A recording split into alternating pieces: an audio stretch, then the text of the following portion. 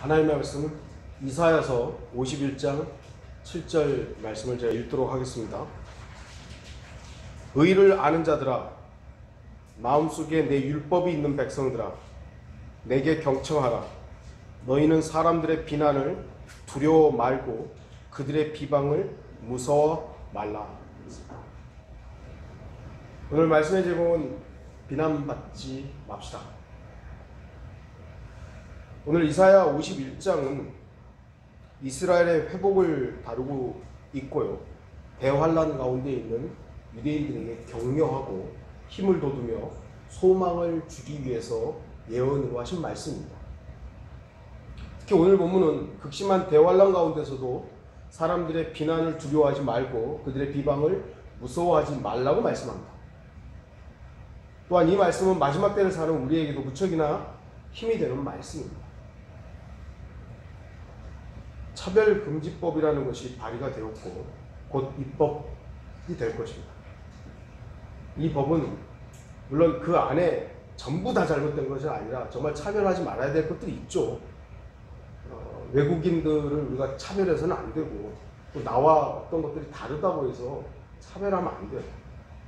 하지만 거기는 아주 독소 조항이 들어있습니다. 그들이 말하는 성소수자, 성경적으로 하는 동성연애자들을 차별하지 말라는 거죠. 마귀적인 악법입니다. 저는 여러분들에게 여러 차례 말씀드렸지만 차별하면 안 돼요.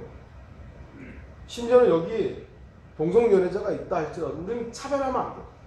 복음을 전해야 되고 그도 인간으로 돼야 될 부분이 있죠. 그런데 복음을 전해서 이 사람이 복음도 거절하고 죄를 지금 당신이 하는 그 짓거리는 죄다 거절하고 우리는 그와의 관계를 지속할 수는 없어요. 그런데 우리가 그 사람을 막 어디 가서 욕하고 이 사람은 그 손해를 끼치고 이런 것에 대해서는 우리가 하지 않도록 해야 되는 거죠. 단지 우리는 그 사람과 거리를 두고 다시 안 만날 수밖에 없는 거예요. 죄를 사랑하는 사람을 우리가 어떻게 용인할 수 있겠어요? 죄를 죄라고 규정하지 않고 묵인하는 것에 대해서 우리는 반대해야 됩니다. 뭐 그렇다고 해서 물론 뭐 지금 기독교계에서 뭐 차별금지법 뭐 이렇게 반대한다는 서명 뭐 운동도 있더라고요. 그것을 뭐 개인적으로 하시든 안 하든 그걸 제가 여러분한테 하라 마라 이렇게 하지는 않을 거예요. 지금 이 시대는 마지막 시대이고 적그리스도의 세력이 전 세계를 지배하기 직전이기 때문에 이러한 현상들은 우리가 반대한다고 해서 멈춰지는 게 아니에요. 그럼에도 우리 그리스도인들의 자세가 세상에 동조하거나 죄를 지적하는 것을 멈춘다면 그 역시 비난의 대상입니다. 저는 오늘 본문 말씀에 있는 비난을 두려워하지 말라는 말씀을 반대로 적용할 것입니다. 비난받지 말자는 것이죠. 세상은 진리를 싫어하고 예수 그리스도를 비난하며 예수 그리스도를 조롱합니다. 요한복음 15장 18절에서 19절 세상이 너희를 미워하면 그것은 너희를 미워하기 이전에 나를 미워한 것임을 알라. 만일 너희가 세상에 속한다면 세상은 자기 사람들을 사랑할 것이라. 그러나 너희는 세상에 속한 자가 아니요 내가 너희를 세상으로부터 선택하였느니라. 이로 인하여 세상이 너희를 미워하느니라. 그런데 반대로 세상이 그리스도인을 좋아한다. 세상이 교회를 좋아한다. 뭔가가 이상한 겁니다. 뭐가 이상한 거예요? 성경은 분명히 세상은 너희를 미워한다 그랬는데 세상이 교회를 좋아해요. 칭찬하고 막. 그건 뭐가 이상한 거죠. 그리스도인이 세상으로부터 미움을 받고 조롱을 당하고 비난받는 것은 성경적입니다. 왜냐하면 세상은 주 하나님과 원수이며 적대적이기 때문에 세상을 창조하신 하나님께서는 분명히 세상을 창조하시고 하나님께서 보시니 그것이 좋았더라. 세상을 좋았다고 말씀하셨어요. 하지만 루시퍼는 타락하여 공중권세의 통치자가 되었고 그는 마귀가 되어서 이 세상을 죄와 악으로 가득하게 만들었습니다. 문제는 뭐냐면 죄이지 하나님이 아니에요.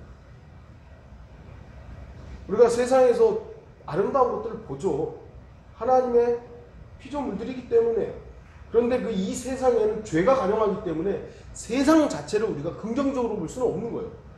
자연을 보고 아름답다 하는 것 그 자체가 우리가 잘못된 건 아니지만 이 세상이라는 문화, 정치, 경제 이런 부분들을 야 좋아졌다 라고 하는 것은 잘못된 시각을 가지고 있는 것이죠. 하나님의 창조의 본질은 변하지 않습니다. 하나님께서 무에서 유라는 것을 창조하시고 만족하신 거예요. 좋은 거예요. 이 창조의 본질은 바뀌지 않습니다. 하지만 세상은 죄와 악으로 인해서 변질되었습니다. 그래서 하나님과 세상은 원수가 되었으며 이 세상은 하나님의 심판의 대상이 된 것입니다. 하나님 자신이 만들어 놓은 이 우주, 이 모든 피조물들이 변질이 되어버린 거예요. 그러니까 하나님께서는 이 변질된 것을 그대로 가져갈 수가 없어요. 그래서 싹 쓸어버리시고 다시 만드시는 것이죠. 그래서 하나님께서 이렇게 말씀하십니다. 요한일서 2장 15절 세상도 세상에 있는 것들도 사랑하지 말라. 누구든지 세상을 사랑하면 아버지를 사랑함이 그 안에 있지 아니하니. 세상을 사랑하면서 나는 하나님도 사랑한다고 하는 것은 두 신을 섬기는 거예요. 두 마음을 갖는 겁니다. 하나님께서 제일 싫어하는 게 바로 그거잖아요. 세상이 진리신 주 예수 그리스도를 그리고 그의 사람들인 그리스도인들을 비난하고 미워하고 싫어하는 것은 당연합니다. 유대인들이 지금까지도 미움을 받는 이유는 하나님의 백성이기 때문입니다.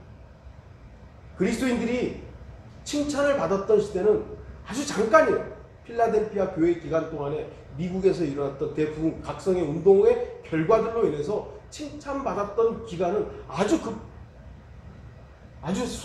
짧은 기간입니다. 오늘 본문도 정확하게 말씀합니다. 의를 아는 자들아 마음속에 내 율법이 있는 백성들아 내게 경청하라. 너희는 사람들의 비난이 있다는 거예요. 그들의 비방도 있다는 거예요. 근데 그거 무서워하지 말고 두려워하지 말라는 거죠.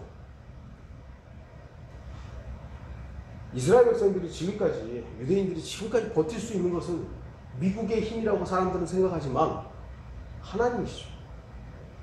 그들은 결국 회복될 것이고 이 지구상의 가장 우뚝 선 민족으로서 회복될 것입니다. 왜죠? 하나님께서 그렇게 약속하셨기 때문에. 그래서 우리는 의정부라는 도시를 위해서 기도하지는 않지만 예루살렘을 위해서 기도하는 거예요. 이게 우리의 자세인 것입니다.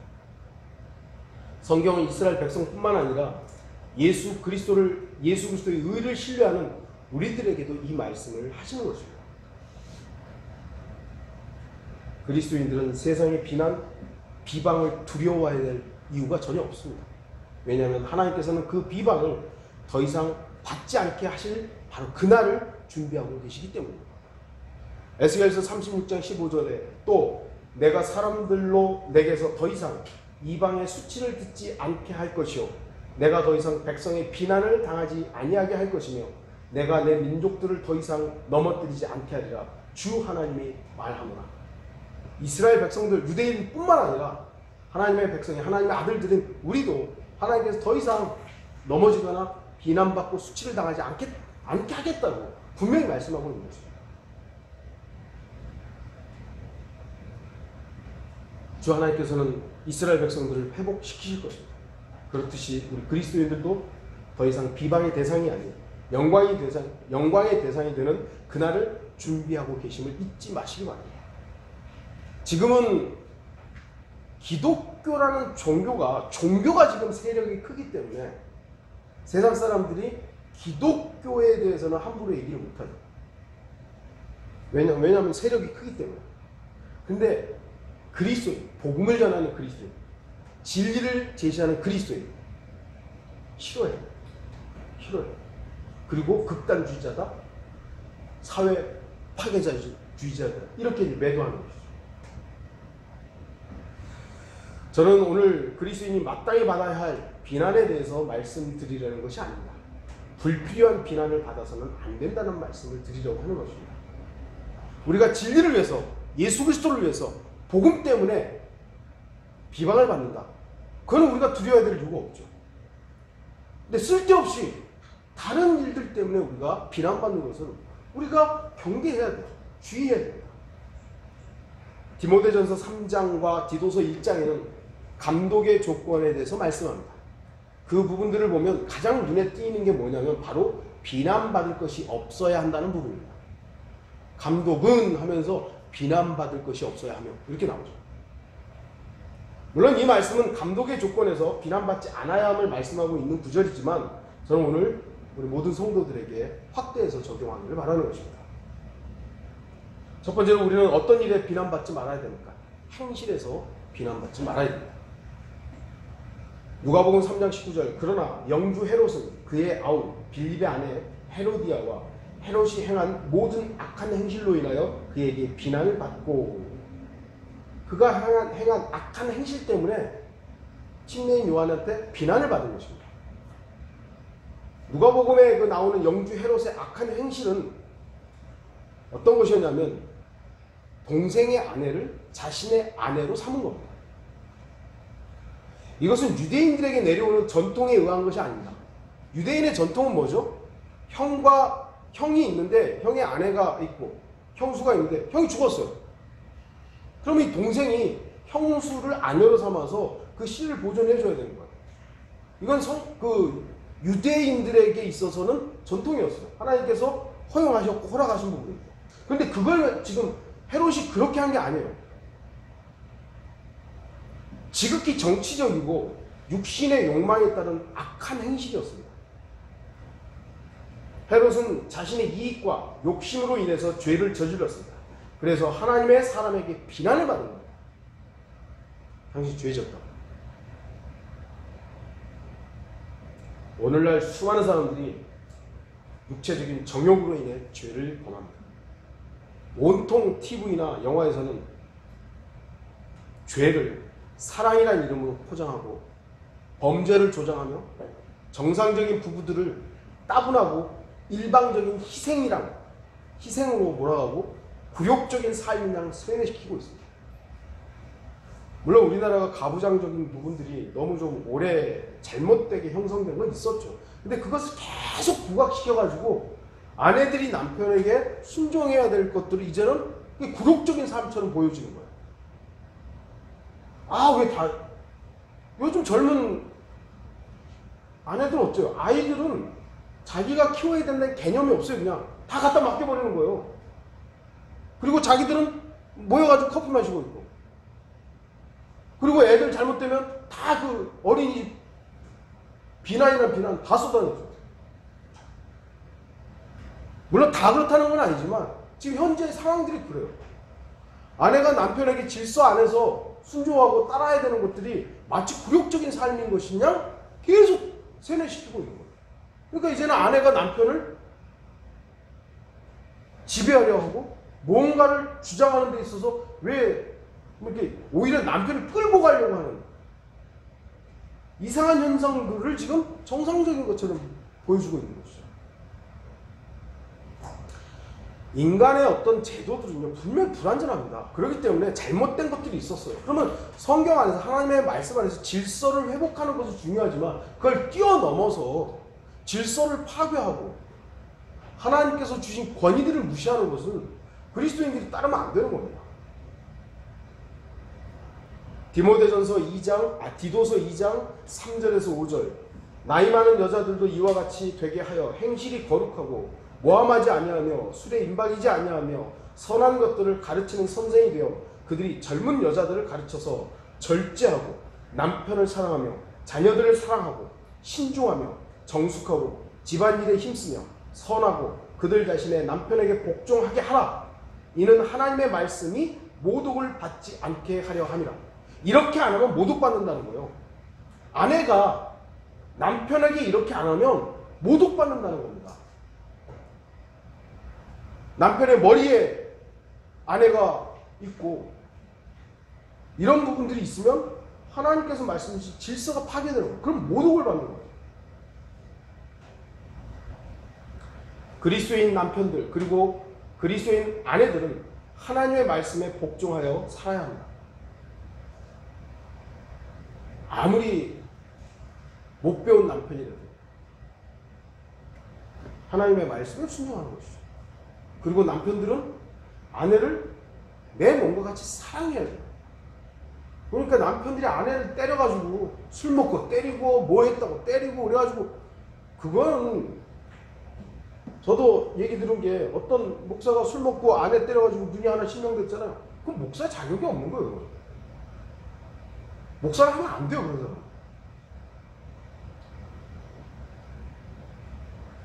여러분이 자신의 행실에 있어서 세상의 풍조를 쫓고 세상의 유혹에 경청하면 비난받게 되어 있습니다. 누구한테요? 1차적으로 하나님께서 그에 대해서 왜 그따구로 살아 이렇게 지적하실 수 있고요. 같이 주님의 한 자녀들로 인해서 저 그리스도인이 왜 저러냐. 근데 심지어는 제가 아는 어느 목사 가운데는 성추행, 성폭행으로 비난받는 자들이 있다는 건 놀라운 일인 것입니다. 여러분 잘 아시는 사람들이에요.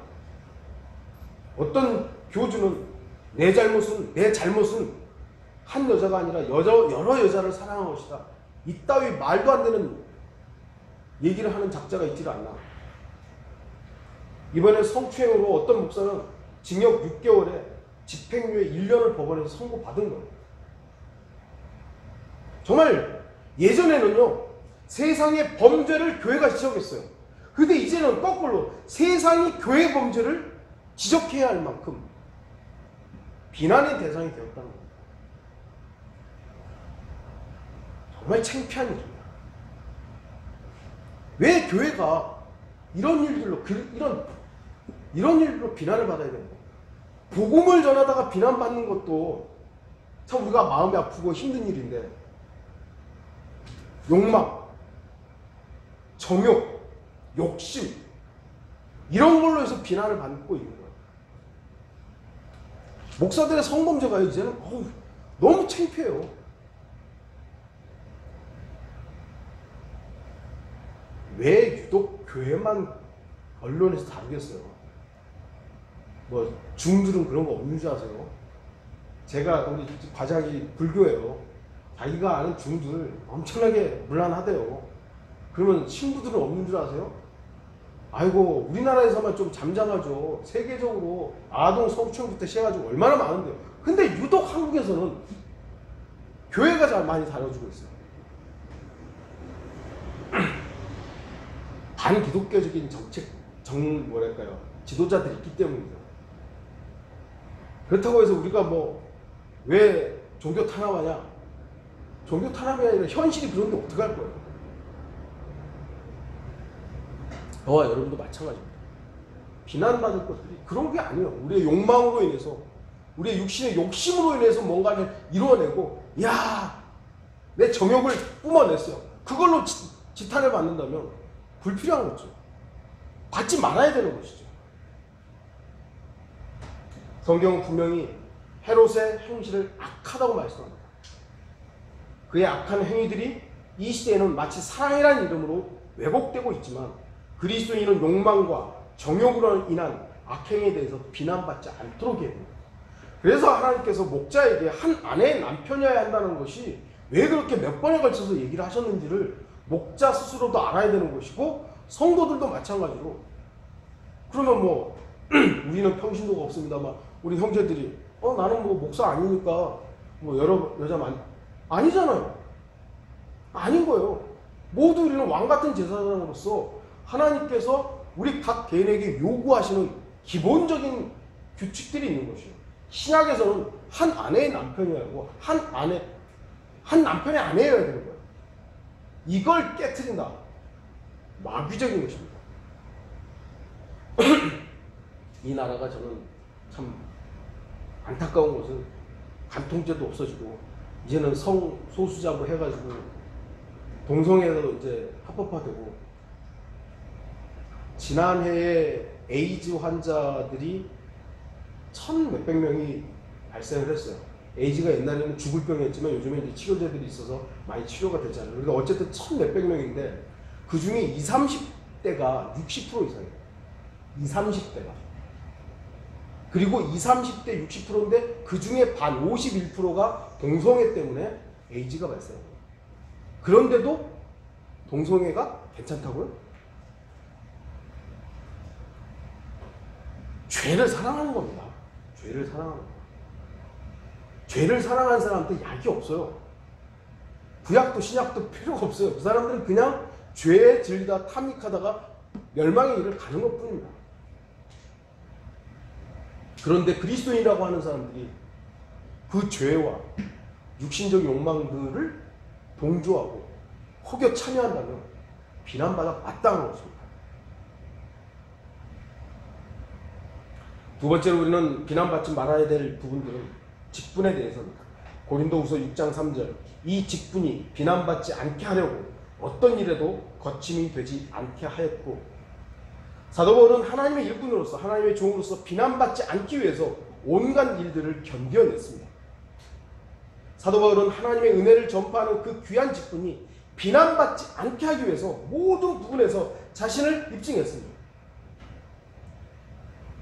모든 고난도 받았고 헐벗음도 있었고 굶주림도 있었고 매맞음도 있었고 모든 것들을 다 견뎌냈어요. 뭐 때문에? 은혜의 복음 때문에. 복음을 전하기 위해서 동족들로부터도 위험이 있었고 이방인들로부터 강도의 위험도 있었고 난파의 위험도 있었고 여러 가지들을 다 견뎌냈습니다. 물론 우리는 사도 바울과 같은 똑같은 직분을 맡지는 않았습니다. 하지만 우리 역시 주님으로부터 직분을 맡은 청지기임을 잊지 마십시오. 목회자만 설교의 직분을 맡은 것이 아니라 우리 형제 자매들에게도 각자에게 하나님께서 주신 직분들이 있는 겁니다. 섬김의 직분이 있고 청지기의 직분이 있죠. 우리가 하나님으로부터 위임받은 직분에 최선을 다하지 않는다면 우리는 결과적으로 비난받을 수밖에 없습니다. 우리나라도 공직자에게 요구되는 도덕적 기준이 있죠.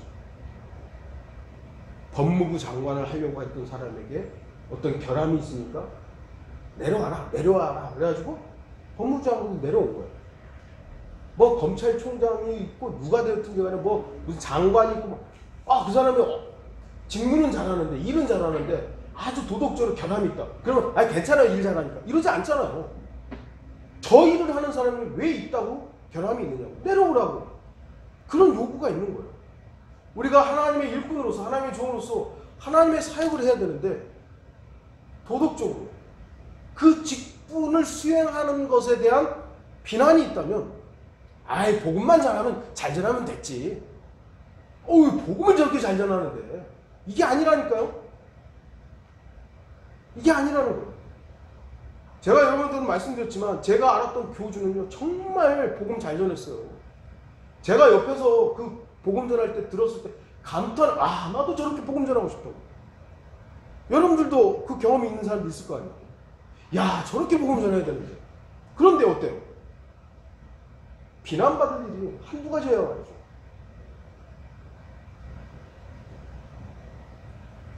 사회 지도층에게 또는 어떤 직위의 사람들에게 일정 요건의 기준을 요구하는 겁니다. 공직자라면 이 정도는 돼야지. 우리나라 국회의원들이 10년 전에 10억이 있었던 사람들이 10년 후가 되니까 30억, 40억이 되고, 보통 사람들은 그렇게 못 벌어요. 절대로 못 벌어요. 근데 왜 국회의원들만 저렇게 몇 억 됐던 사람이 몇십억이 되고 그러지? 이게 의문이 가는 거예요. 그럼 물어보는데 대답들을 안 해요. 뻔뻔한 것들이죠. 그러면서 국민을 대표한다고 그러는 거예요. 그럼 우리가 욕을 하는 거예요. 당연히 비난하는 거죠.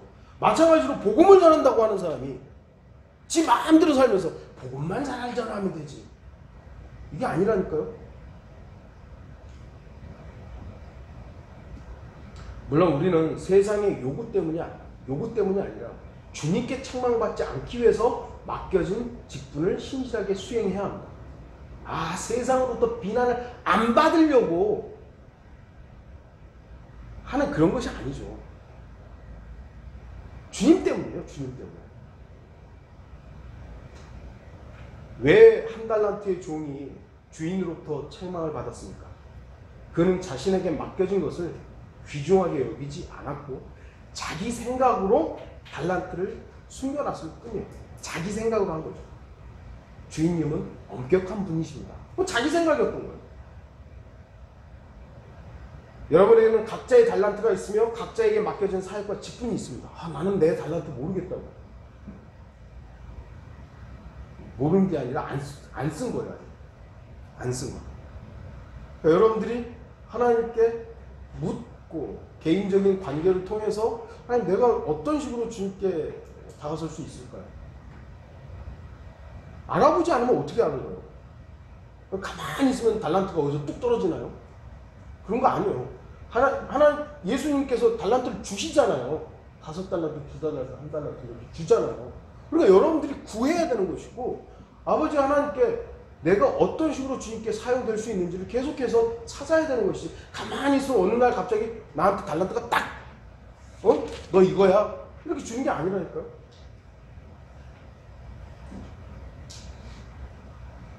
사도 바울은 그 직분을 위해서 어떤 일에도 거침이 되지 않으려고 했습니다. 우리에게는 주님의 복음의 사역이 위탁되어 있습니다. 여러분은 이 사역을 위해 준비되어 있습니다. 복음을 전하는 것은요, 어찌 보면 모두에게 주어진, 그리스도인에게 주어진 사역이에요. 나는 복음을 전하는데 재질이 없어. 물론 사람마다 언변이라든지 사용하는 어떤 방법들이 좀 달라요. 그렇다고 해서 복음을 전하는 것이 주어지지 않은 그리스도인이 있는가? 있나요? 그렇지는 않습니다. 여러분이 구원받았다면 여러분은 복음을 전하는 청직입니다. 대사예요. 그건 여러분이 원하든 원치 않든 주어진 거예요. 제가 한번 정말 부끄러웠던 적이 있습니다. 좀 오래되긴 했습니다만 제가 아는 분과 점심을 이렇게 먹는데 우연히 그 식당에 그 아는 분의 친구가 이렇게 오게 된 거예요. 저하고 식사를 하던 분이 그 친구를 이렇게 소개하면서 의정부 침례교회 목사님을 이렇게 소개를 하는 거예요. 저는 인사를 이렇게 반갑습니다 하는데 목사라고 소개를 했으면 최소한 전도지라도 한 장 이렇게 줬어야 될 거 아니에요. 근데 없었던 거예요. 전도지가 없었던 거예요. 준비가 안 됐던 거죠. 저는 그냥 그 떠나는 그 친구를 바라볼 수밖에 없었어요. 뭐 다음에 만날 기회도 없을 거고 뭐 어떻게 또 만날 수 있는 기회가 있었다면 다행히 지금 못 만났어요. 저는 다른 누군가에게 비난받지는 않았습니다. 그 앞에 있던 지인이 저를 비난하지도 않았고 그 친구라는 사람이 저를 비난하지도 않았지만 제 스스로가 준비되어 있지 않았다라는 그 사실에 대해서 참 부끄러웠습니다. 최소한 목사라고 하는 사람이 전도지도 주지 못하고 복음을 전하지 않았다라는 이것에 대해서는 창피한 일이 될 것이죠. 이게 뭐 의도적으로 목사가 전도지만 이렇게 좀 이런 것이 아니라 그냥 제 스스로가 야 내가 항상 준비가 안 돼 있었구나 그런 부분이었던 거죠. 여러분도 마찬가지입니다. 우리가 모든 상황, 모든 위치에서 그럴 수는 없어요. 하지만 우리가 나 자신을 점검했을 때 나는 복음을 전할 준비가 언제든지 되어 있는가? 언제든지 되어 있는가? 목사가 전도지 주는데, 목사가 주는데 이거 왜 줘요? 그럴 사람은 없을 거 아니에요. 여러분들이 그리스도인이라는 걸 아는데 그리스도인, 쉽게 해서 그리스도인 전도지 한번 받아보라고 하는데 그 사람이 왜 이걸 줘요? 그러진 않을 거예요. 그리스도인지 모르는데 주면은 이게 뭐예요? 할 거죠. 그러니까 그만큼 우리가 내가 그리스도인이라는 사실을 입증하며 살았는지에 대해서도 우리를 사실 한번 봐야 되는 것이죠. 여러분의 직분에 대해서 비난받을 일이 없도록 해야 됩니다. 우리는 도덕적으로 완벽할 수도 없고요. 삶의 어떤 영역에서 완벽한 삶을 살 수도 없습니다.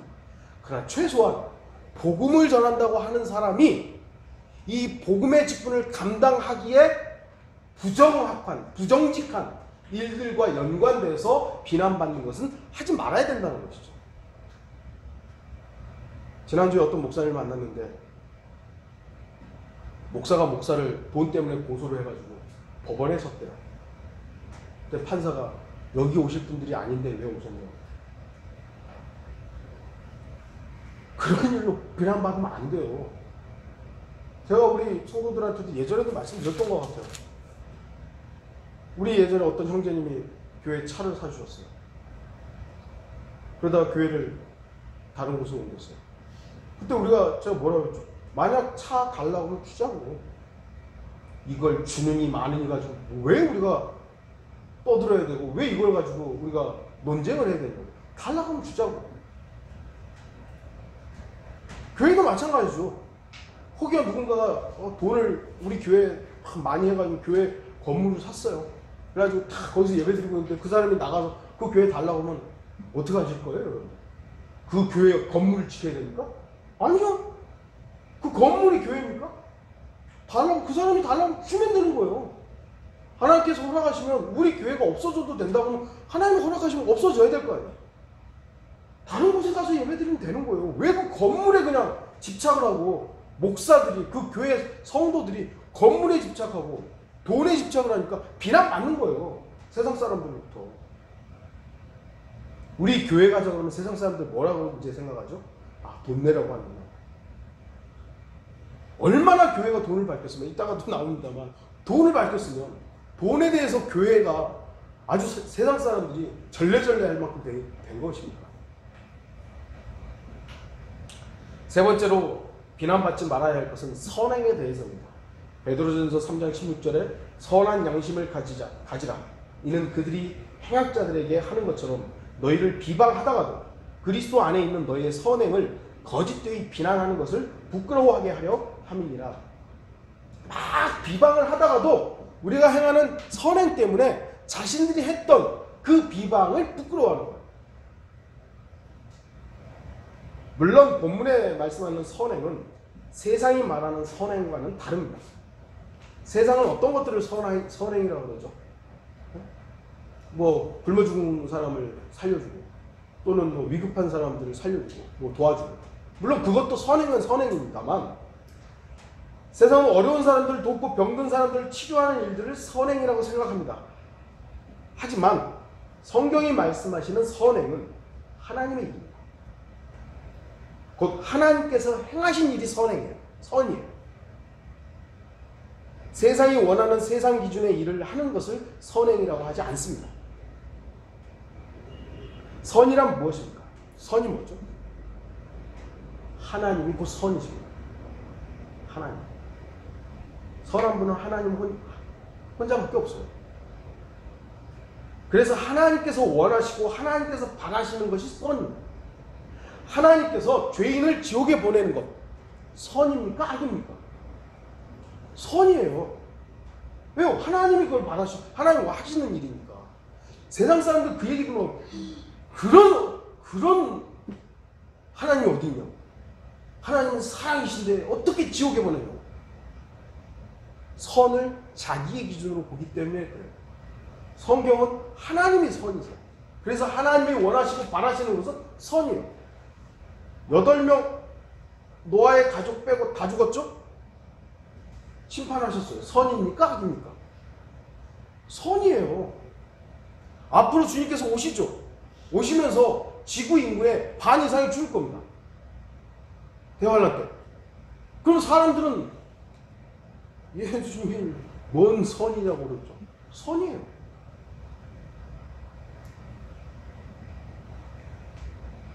만약 하나님께서 죄인들에게 지옥과 심판을 말하라고 하면 세상은 그것을 싫어하고 비난하지만 하나님께서 하라고 하신 바로 그것을 행하는 것이 선행입니다.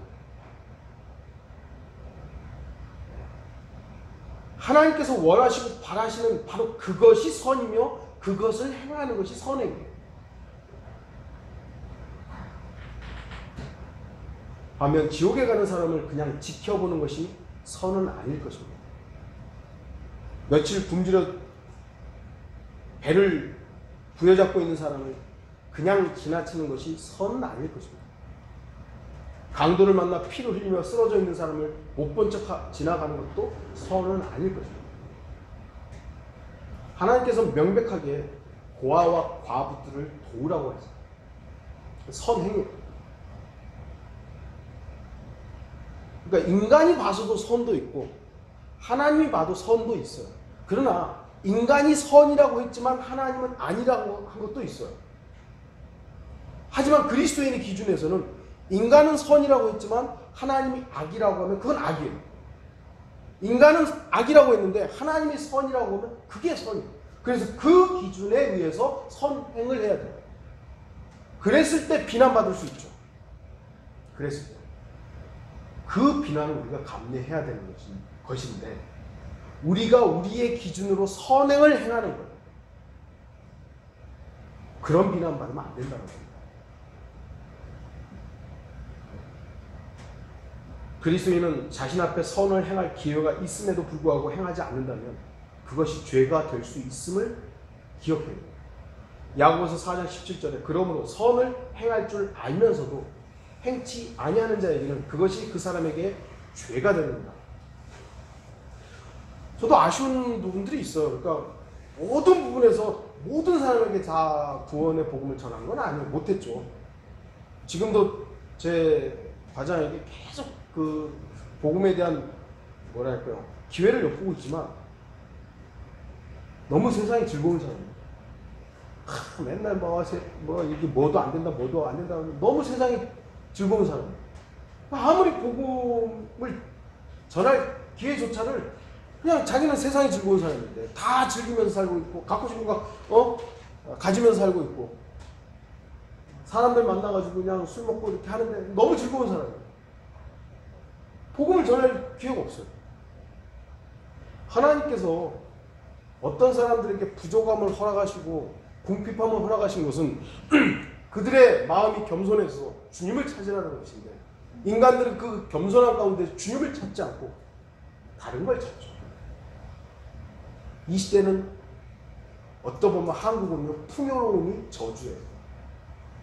너무 풍요로우니까 계속 더 풍요로움만 찾고 하나님을 찾지 않아요. 그러면 못 사는 나라 사람들은 하나님을 찾느냐? 또 그렇지도 않아요. 오로지 물질만 지금 전 세계가 돈이 우상이 되어 있죠. 물질만 찾고 있는 시대예요. 그래서 마지막 때라는 겁니다. 그래서 디모데전서 6장에서는 돈을 사랑하는 것이 모든 악의 뿌리라고 말씀하는 거예요.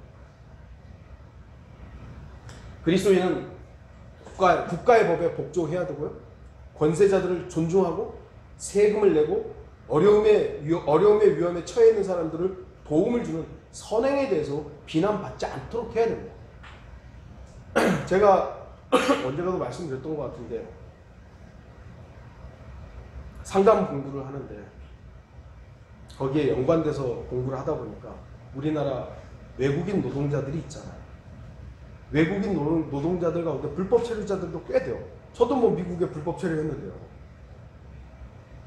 근데 그 사람들은 자신들의 위치가 불안정하니까 일은 해야 되고 일을 하는데 그 오너들이 그 사장들이 이 불법 체류를 교묘하게 이용을 하는 겁니다.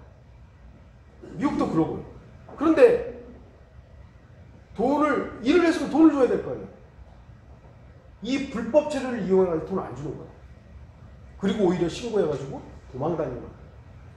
근데 그 사람들의 70% 이상의 교회 장로예요.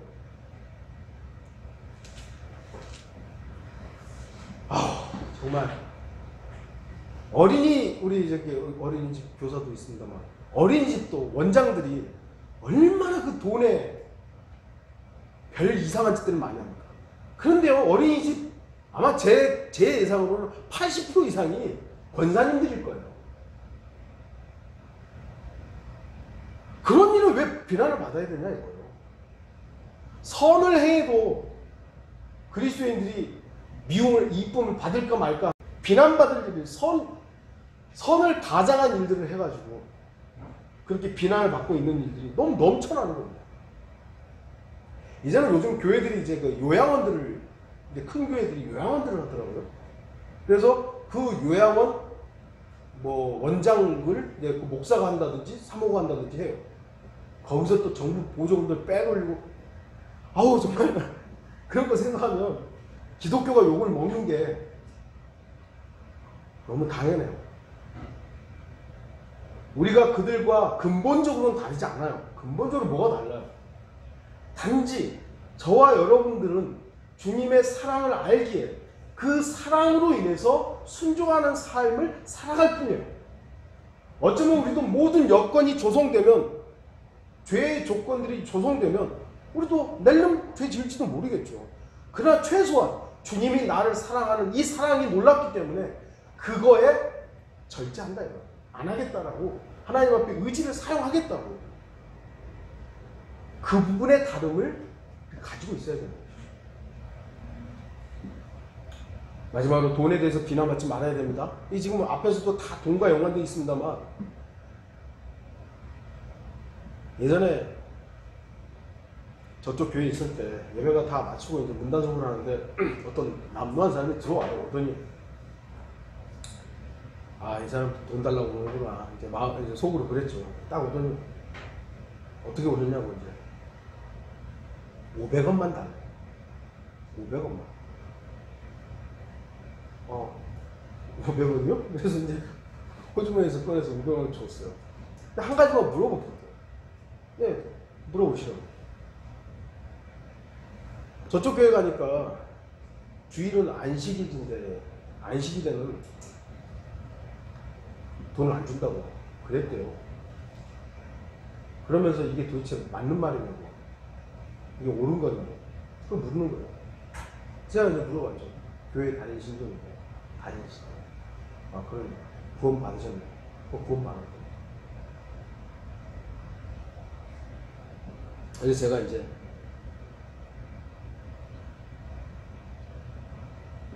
다음 주에 오셔서 같이 예배 드리시고 식사도 같이 하자고 그렇게 이제 했죠. 더 물어보려고 하는데 그렇게 얘기를 하니까 그러기 힘들다고 하면서 그 자리를 떠났어요. 예전에야 뭐 이렇게 우리가 새해 들어 있었으니까 저가 사무실에 있고 그러니까 자주 왔었죠. 저도 나름의 기준이 있어요. 아무한테나 돈 주고 그러지 않았어요.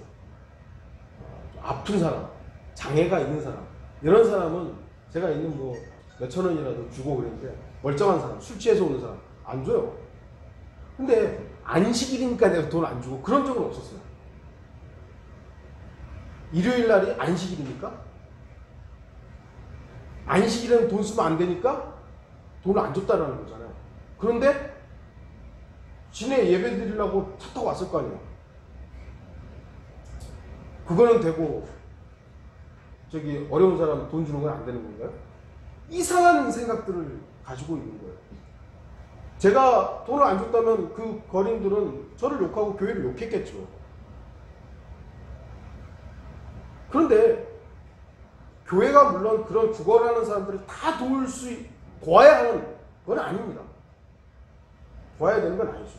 그럼에도 이상한 논리로, 비성경적인 논리로 도움을 주지 않았다면 그건 비난받아 마땅한 거예요.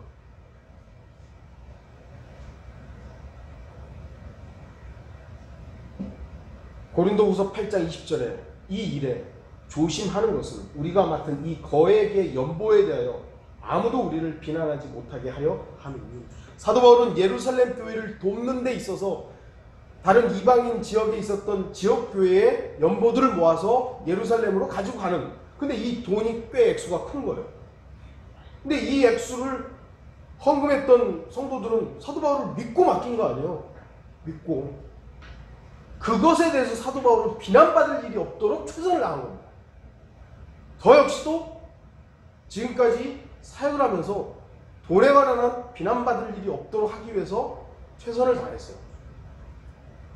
그러나 이 성도들의 마음을 이용했던 교주가 있어요.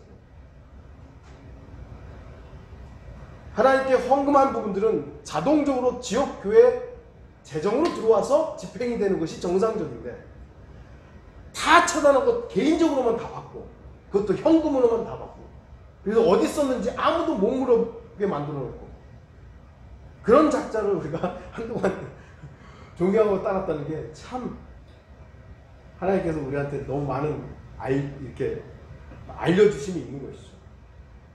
제가 제일 황당했던 건 그거예요.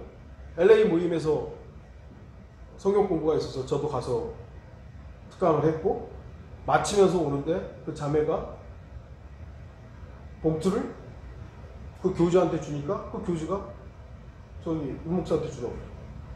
제가 받았어요. 받아도 되냐고. 받아도 되냐고. 받아도 된다고. 받았어요. 그래서 가자마자 차에 타려고 하는 걸 줬어요. 지가 받았어요. 나중에 들어보니까 제가 그 돈을 착복했다고 되더라고요. 저 그 부분에서 그렇게 살지 않았습니다.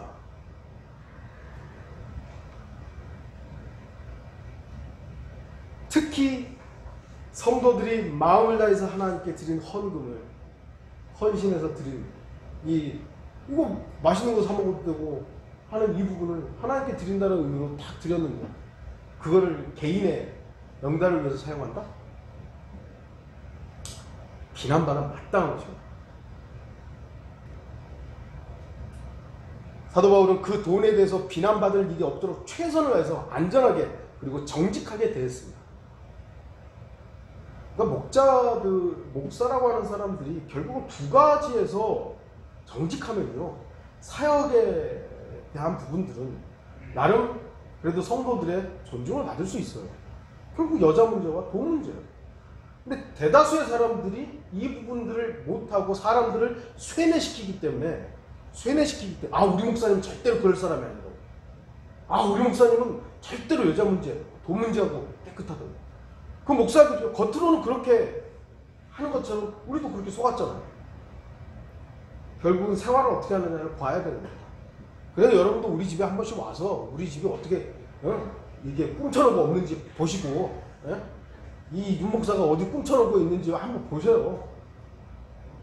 차는 뭐 타고, 저는 요즘에 제일 비싼 거 타고 다니니까 그런 것도 체크해야 돼요. 이 사람이 그 뭡니까? 유병원인가요? 구원파?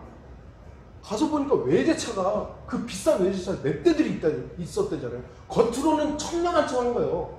청렴하고 성도들 앞에서는 아주 청렴한 척 했는데 나중에 가서 보니까 외제차가 몇 대가 있는 거예요. 오늘날 교회들이 비난받는 여러 가지 이유 중에 하나는 바로 돈 문제입니다.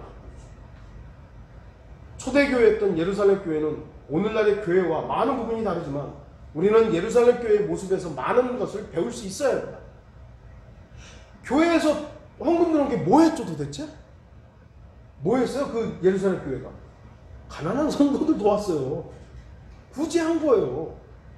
그런데 그 교회가 어려워지니까 다른 지역 교회도 돈 모아서 예루살렘 교회를 굳이 한 겁니다. 성도들을 돌본 거예요. 목사들이 뭐 하나님의 사역한다고 최고로만 대우받고 다니잖아요. 저도 한때 좀 그렇게 했었잖아요. 그래서 교만해지는 겁니다. 제가 지난주에 만났던 목사님은요, 뭐 저처럼 교회에서 살이 안 받고 성경 공부 가서도 돈 안 받고 기름값 그런 것도 안 받고 그냥 다 다니시는 거예요. 그런데도 지금까지 안 굶었대요. 하나님께 다 공급해 주셨대요. 하나님의 일을 하는데 굶었다. 하나님이 굶기신 거 아니에요. 근데 이거 어디서 많이 들어본 얘기 아닙니까? 교주도 그런 얘기하고 다녔어요. 다 하나님께서 해주셨더라고요. 그런데 그 하나님께서 해주신 그것들을 성도들의 고름을 짜가지고 고열을 짜가지고 성도들 만날 때마다 돈 뜯어내고. 저 오늘은 조금 비난받은 것에 대해서 얘기하다 보니까 이런 말들이 좀 나오고 있습니다. 교회가 돈을 사용함에 있어서 세상의 눈치를 보고 그들의 비난에 대해서 두려워할 필요는 없죠. 하지만 교회의 돈을 건물 짓는데 수십억, 수백억, 수천억씩 드리는 거예요. 로마 카톨릭하고 뭐가 다릅니까? 도대체 교회 건물을 짓는데 그렇게 수십억이나 드려야 될, 수백억이나 드려야 될 이유가 뭐냐고요. 사람이 많아져서 그렇다고? 나누면 되죠. 다른 지역으로 나누면 되죠. 그 사람들 다 모아서 큰 건물을 지어서 다 자기 사람 만들겠다고? 주님이 그렇게 하셨습니까? 카톨릭이 그렇게 했을 뿐이에요. 우리 교회는 돈에 대해서 비난받을 것이 없어야 합니다. 그래서 매달 헌금에 대해서 이 보고서를 게시판에 이렇게 게시하고 있죠. 여러분들은 그냥 했구나가 아니라 좀 보셔야 돼요. 보시고 헌금이 이렇게 사용됐구나. 요즘에 하나님께서 너무 많은 것들 주셔가지고 제가 여러분들한테 말씀하셨죠. 너무 많으니까 지금 여러분들이 그냥 그래도 헌금 많이 해야 될 필요는 없을 것 같아요. 근데 여러분들이 기본적으로 할 것들을 안 해도 된다는 건 아니고 드리시고 싶은 건 드리세요. 그런데 지금 교회가 뭐랄까 교회만 계속 쌓이고 일정하게 쓰는 부분이 없는데 여러분들이 막 무리해가지고 헌금할 필요 없어요. 가정을 위해서 쓰세요. 여러분들 개인적인 일들을 쓰세요. 근데 교회가 어떤 필요에 의해서 우리 하나님께서 우리 이런 일들을 하게 됐는데 헌금 필요합니다. 그럼 여러분들 자발적으로 하세요. 그걸 하지 말라는 건 아니에요. 그러니까 게시판에 나와 있고 회계 보고가 되면 여러분들이 보시고 하나님께 드렸던 이 헌금이 교회를 통해서 이렇게 사용됐구나 확인하는 부분은 중요하죠. 안 하기 때문에 나중에 비난하는 거예요. 왜 그리스도인들이 지역교회가 돈에 대해서 비난받아야 됩니까? 결국 돈을 사랑하기 때문에. 결론을 맺겠습니다. 그리스도인은 선을 행하다가 비난받는 것에 대해서 두려워할 이유는 없습니다. 왜냐하면 그러한 일들은 주 하나님께서 원하는 일이기 때문입니다. 십자가는 언제나 비난의 대상이었습니다. 십자가가 기독교의 상징이 되고 십자가가 패션의 상징이 된 이후부터 십자가는 고난의 상징이 아니었습니다. 사람들은 십자가 모양은 좋아하지만 진짜 예수 그리스도가 지셨던 십자가, 또 주님께서 우리 각자가 져야 한다고 말씀하셨던 십자가, 그 십자가로 비난받는 것에 대해서는 싫어합니다. 그런데 그리스도인이라면 그 주님의 십자가로 인해서 비난받는 것은 두려워할 필요가 없는 거예요.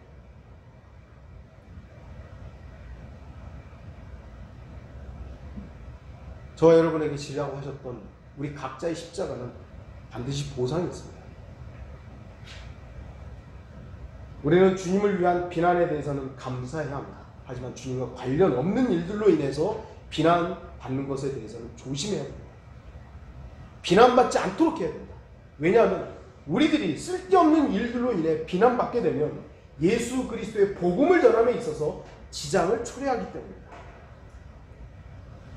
청지기로서 일을 해야 되는데 일에 지장을 받는 거예요. 아까도 말씀드렸듯이 그 법무부 장관을 딱 시켜놨는데 다른 것 때문에 비난받다 보니까 법무부 장관 일을 못하는 거예요. 결국은 낙마해야 되는 거잖아요. 우리가 하나님의 복음을 전해야 되는데 다른 일들로 막 비난받다 보니까 복음을 전해도 아무도 안 받아들이는 거예요. 목사들끼리 싸우고 성도들끼리 돈 때문에 싸우고 건물 때문에 싸우고 그러니까 세상 사람들이 뭐 아이고 저것들 그러는데 와가지고 예수 믿으세요. 너나 잘 믿어 임마. 당연히 그 말 안 나오겠어요. 너나 잘해 그런 거죠.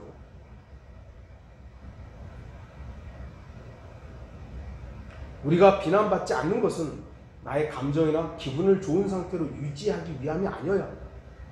오로지 예수 그리스도의 복음을 전하고 진리로 온전히 제시할 수 있는 기회를 잃지 않기 위해서 그러해야 합니다. 여러분들이 직장에서 정직해야 되는 이유는 난 정직한 사람이야 라는 것을 세상 사람들이 알아주기 위해서가 아니라 복음을 전할 수 있는 기회를 얻기 위해서 정직해야 되는 거예요. 우리의 말에 실수를 하지 않아야 하는 이유는 세상 사람, 저 사람 참 착한 사람이야 라는 말을 듣기 위해서가 아니라 복음을 전했을 때 그 사람들이 저 사람 맨날 욕하는 사람인데 복음을 전하네? 이런 말 안 듣게 하기 위해서 욕이라든지 말에 조심해야 되는 거예요.